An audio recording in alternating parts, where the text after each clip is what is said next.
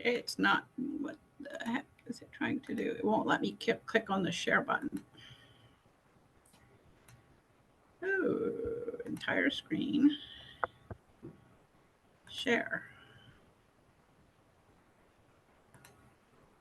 Okay, it's not letting me click on the share screen button. Like, Okay, to get it to the might just be, yeah, it might just be a little bit delay based on your connectivity. If you, is it not showing the share Oh, there we go. button at all? Oh, there we go. Yeah, just like sometimes. Perfect. Okay, we're seeing quite a small version of the presentation. There we go.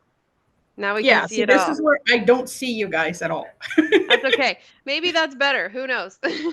Okay, Okay, go ahead. so Wyrk connects workers with work. It's pretty simple, straightforward, basic need that's out there. Essentially, with Wyrk, our people, workers, can work when they want, where they want, and for how much. So they actually get to choose how much they want to be paid. Um, I am the founder and the CEO of this particular entity, and I have a couple of other people involved with me, and we do outsource our technical side of things. So the problem is there's a perception and that there is a shortage of in the labor force. You see for want ads, you see articles in newspapers, and you see Bank of Canada and the Fed Reserve basically saying there's not enough workers and there is too much work. We actually believe that the bigger problem is that there's a disconnect between the people who want to work and the people who need workers. And Wyrk is creating that match. And this is how essentially it works from a worker perspective. Sorry, so you search for qualified and available workers that are on our platform, and it's straightforward. You can fill in hundreds of shifts in matters of minutes. It's quite interesting watching this, um, especially when we put out hundreds of shifts. It's quite interesting watching how this fills up.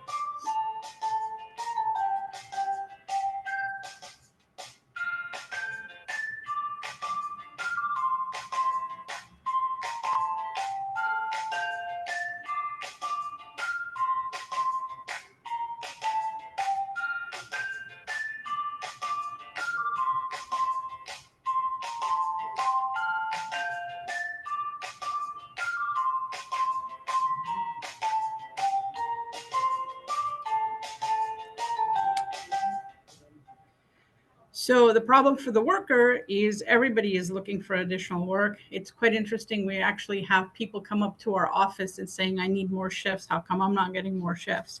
So our biggest problem is actually finding the work, not finding the workers. And this is how it looks like for the worker themselves. Once again, it's really easy.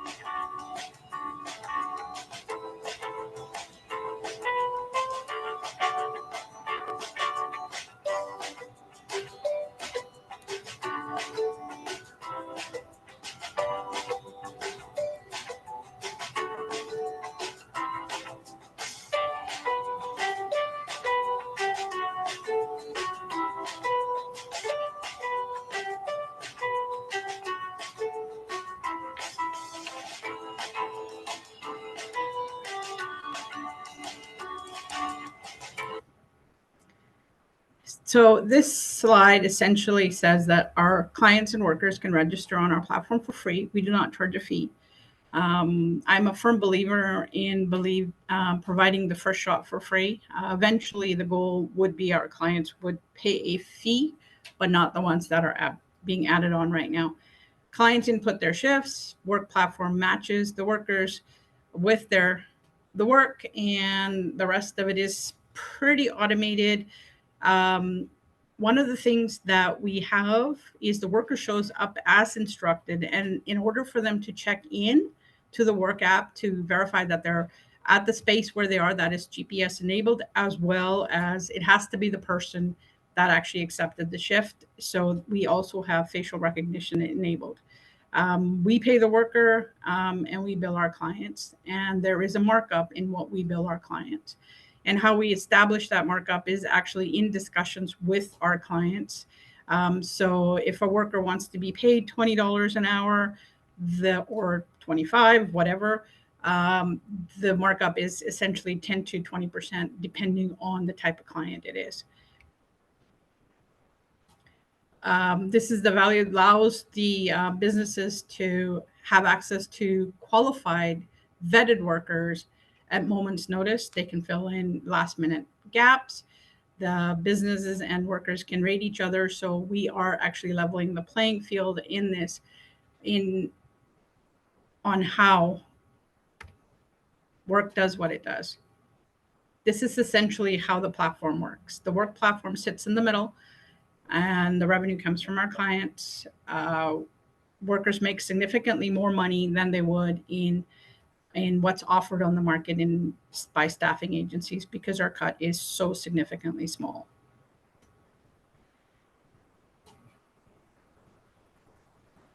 The gig economy has been growing, and it's projected to grow at about 16% into the future. Big component of that $480 billion economy requires some assets. That includes your Uber drivers, includes your Grubhub people, includes when we remove all of that, the gig economy within the hourly space is about $58 billion and growing. I think I missed the slide. Here we go. We're forecasting this year to close the year out at about $500,000 in revenue. So our profit margin essentially is pretty close to zero, but it is covering our costs. We're projecting our growth to be somewhere in the neighborhood of about 45 million by year 2027. What our plans are in respect of growth is, one, we have our workers who are now adding themselves to our platform at a rate of 78% that are word of mouth. So we have limited cost in getting our workers. And this is how we plan to go to market. Our goal was to test this in Vancouver, and we have tested it for the last 12 months. Next step is to enter each major city one at a time. We're going to build the initial worker bank. We have been able to advertise without any costs by joining localized organizations. We sponsor special events. Canada Day, we always have a hot dog vendor at, I think it's the library this year, where we hire him for the day, and as a result we get all the radios talking about us, we get all the media talking about us, and so we've been pretty lucky in that regard. And as far as adding clients, that's just the old-fashioned way: guerrilla marketing, knocking on doors, MailChimp emails. We've got a database that we use through Zoom Info, where we know every single company that could use this service, and we are pushing out to them on a regular basis. These are our competitors. Our biggest competitor is a company called InstaWork, based out of Chicago. They started, I believe, in 2014. Their revenue is in the hundreds of millions already. And Wanolo is a company based out of San Francisco, much smaller, but much older than InstaWork, but they're only focusing on San Francisco. Indeed has introduced something called Indeed Flex, which is also in this space. So our competitive arena is very competitive, but we believe that this area is evolving to a point where on-demand staffing apps are the future. Staffing agencies are the past. And job sites, well, job sites are job sites. What we allow people to do off of our platform is, if you fall in love with the person that's worked for you, say for a month or 2 months, and you want to marry them, by all means hire them, and you will get flowers from us. There are no fees. And I was asked as to why there are no fees. What's the value proposition in this? Twofold. One, that person is not leaving our platform because our goal is to provide fill-in shifts. So we're not providing full-time work. And number two, that client is going to continue to get more people from us. I am the founder. My background is essentially, I'm a CFA, a CPA, sorry, not a CFA, CPA by training, articled at KPMG, worked in international tax for a number of years until I decided I wanted to spend some time with my family, 3 children. Once the youngest was in high school, I came back as a CFO of a software company, which is a prominent software workforce management company. We actually bought their source code, or a copy of their source code, and modified it to meet our needs. Camille is a well-renowned person within the within the event arena. He is actually currently in Dubai setting up a Wyrk operation over there just to see how it would work. And he seems to be enjoying himself. Instead of hiring an IT director, we actually hired David as our product manager, because we already have a well balanced product in place. We wanted to hire somebody who understood both sides of the equation and could put the right type of effort into the changes we needed to make to that product to meet our needs. In 2022, 2023, we beta tested it. What we've learned is we're adding about 10% of the workers to our platform monthly without any advertising. Initially, we advertised significantly. By significantly, I believe we spent $3,000. We have been building partnerships. ISSB of BC is a partner where they actually are bringing their client partners to us to so that their people can use our platform. We are building a relationship with Unifor, where we are building a collective where the union member properties can put their part-timers into a collective, and then those uniform member properties can pick out of that collective so that these people can get fuller time work, because many of them already work at multiple different locations. We are members of the BC Hotel Association, the BC Restaurant Associations, and we continue to expand. We are expanding into Whistler in November. We are in talks with a person out of Boston. One thing that we learned when we did our first expansion into Florida was the US is a different animal than Canada, and the mentality in different parts of the US are very different. So we actually need somebody with experience on the ground. And the person we're talking to in Boston is very similar to Camille in the sense that he has run a large organization that deals with hourly staff. What our plans are for future expansion is to really replicate what we did in Vancouver and add a city every 2 months for starting in 2024. And then in 2025, expand that to a city every month, and then expand that further the following year to 2 cities every month. We think we can do it. And the way we're going to go to market is all about partnerships. We sponsor events. And one thing that we have started looking at significantly is actually providing scholarships to the type of people that we're looking at. So culinary schools, most universities that are in the US public, in that these people are the ones that we know we can get workers from. Our funding plan, a big chunk of it is going to go to product development and client acquisition. We believe that we don't need to spend a significant amount for worker acquisition because we treat our people very well. And as a result, we get a lot of word of mouth expansion in the workforce. Any questions? Okay, that concludes the presentation. Thank you so much, Sarj. And I see Kathy on my screen. So Kathy, I'm going to invite you to provide feedback to start, and then you could just pass it. Yeah, sure. Thanks very much, Sarj, for taking the time to walk us through your pitch and tell us about your business. Good pitch, great business. I mean, the gig economy's been something that a lot of people have been talking about for a while. There are a lot of big players in the space already, and then a lot of niche players in this space. So definitely potential for an opportunity. And it sounds like you're focusing on hourly pay style of work, which was clear.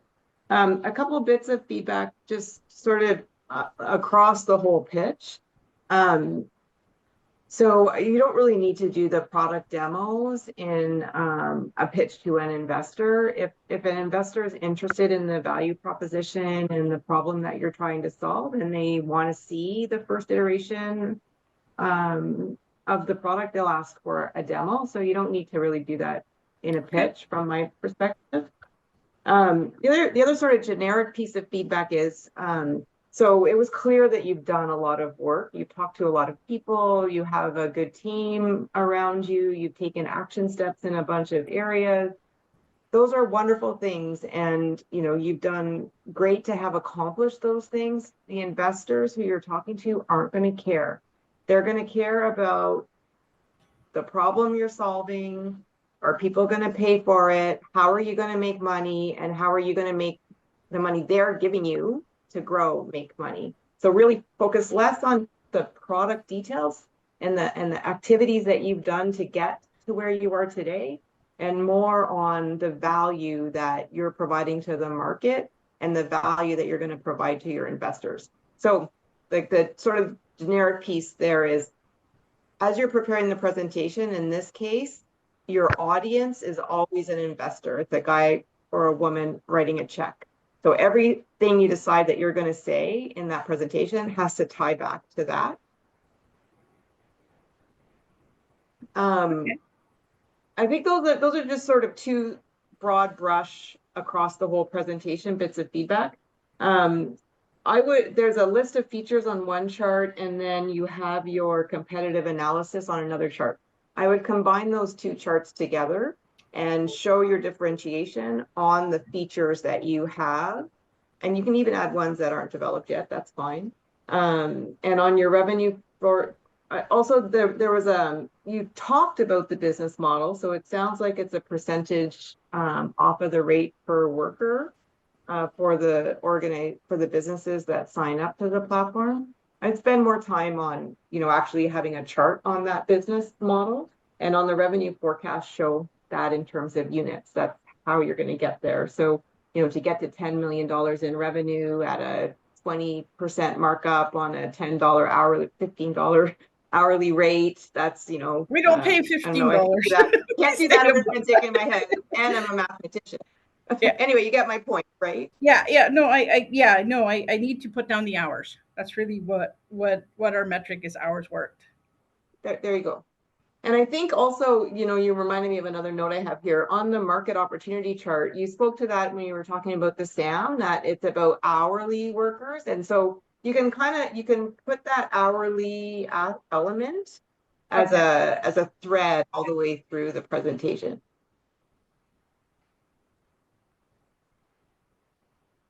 That's all I had. Thanks, Sarj.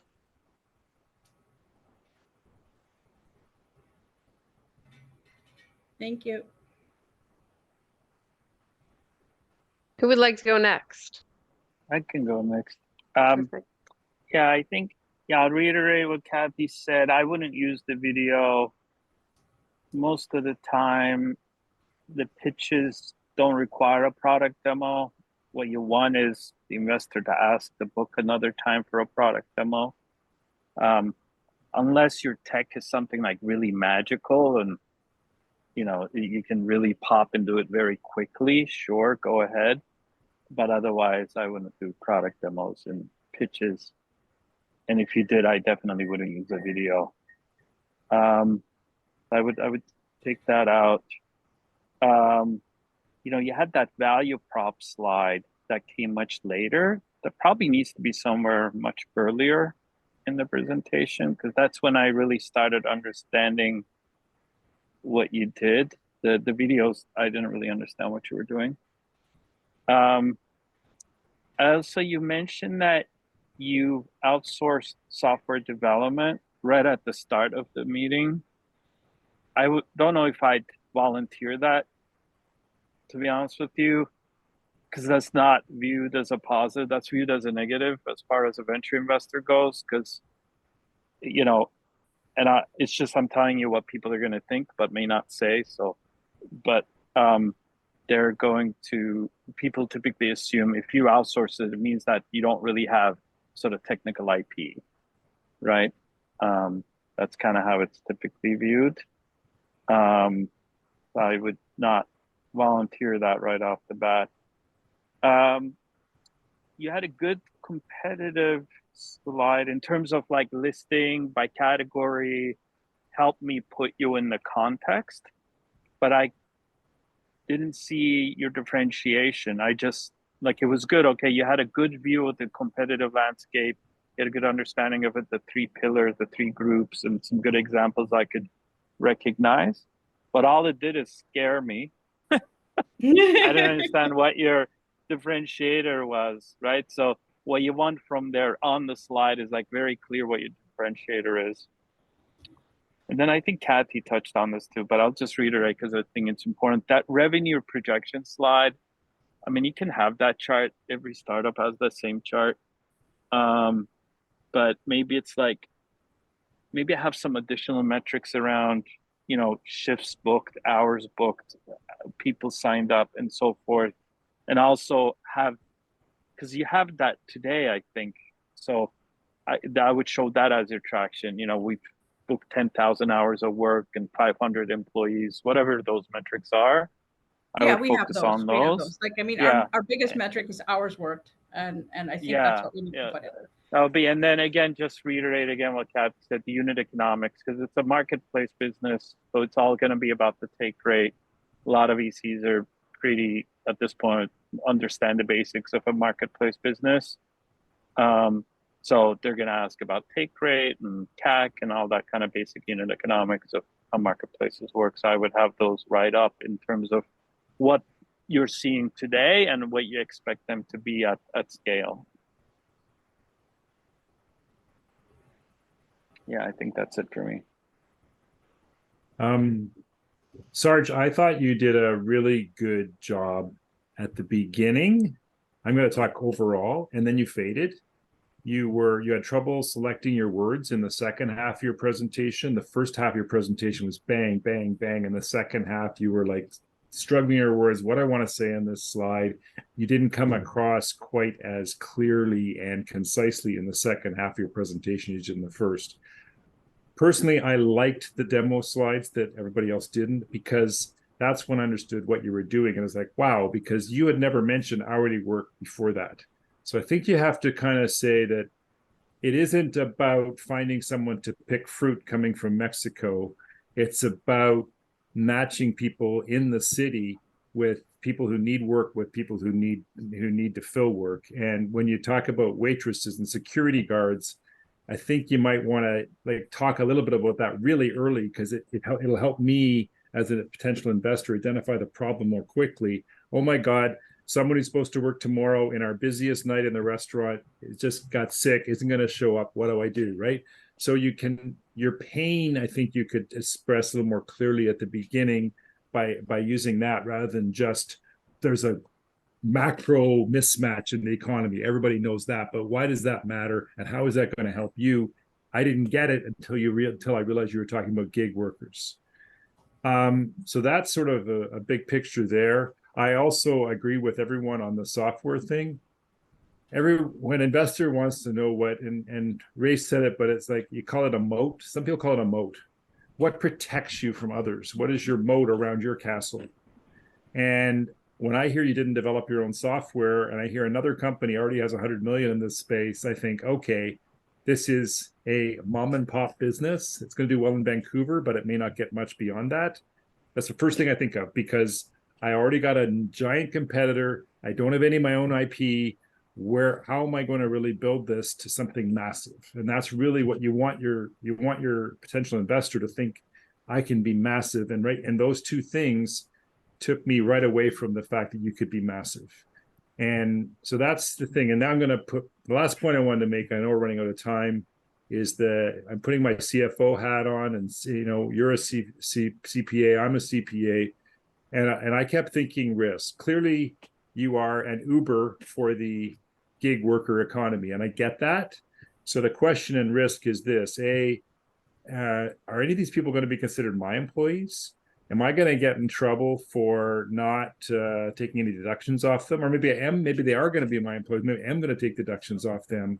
Their how are you going to make sure they're contract workers? And how are you going to make sure when that waitress goes into restaurant X, they've never seen her before, and she cleans out the till at the end of her shift? Are they going to come after you, or are they going to come after, because you're the one that put them in there? And how are you managing those kind of risks? So I kept thinking about the risk of this economy, and are you really getting enough margin in your business to compensate for those type of risks, which could be huge if you don't manage them right? And I pray that you are, but I just thought when I start thinking risk, it takes you away from the pitch. But I mean, it is an issue that you have in the industry you're choosing. I love the product. I love what it's doing, and I think it's a wonderful solution. But I don't know how investable you are, at least the way you described it today. Okay, so I need to describe it better. That's what pitch practices are for. Yeah. Thank you. Okay, great. Do we have any other? We just have two. Any other feedback that we'd like to offer Sarj, or do we feel good and people have access to the form? I do have one question. We own the IP. The development work that's being done by an outside source is contracted work. So they are all bound by, moral rights clause, IP clauses, thou shalt not. Don't say you outsourced it. Say you developed it. You're just paying someone to do it. Don't describe it that exactly. Okay. Just don't use the word outsourced. No. Yeah, I agree. Yeah, just don't bring it up. Okay. Perfect. There, question answered. Okay, thank you all very much. I'm going to stop the recording. We appreciate your time and all your